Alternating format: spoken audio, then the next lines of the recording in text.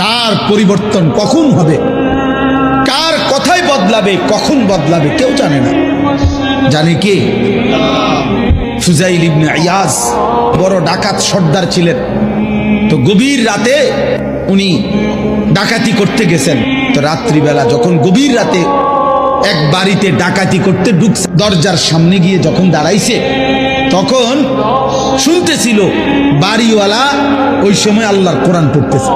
উনি দরজায় দাঁড়াইয়া শুনতেছে যে বাড়িওয়ালা ভিতর থেকে আল্লাহর কোরআন পড়তেছে, আলাম ইয়ানি লিল্লাযীনা আমানু আন তাখশা কুলুবুহুম লিযিকরিল্লাহ।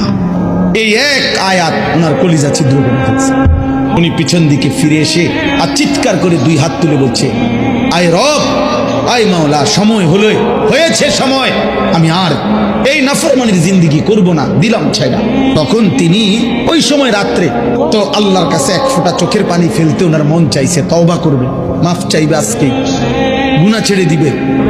তখন উনি তওবা করে সরাসরি হিজরত করে আল্লাহর ঘর মক্কায় চলে আসছে।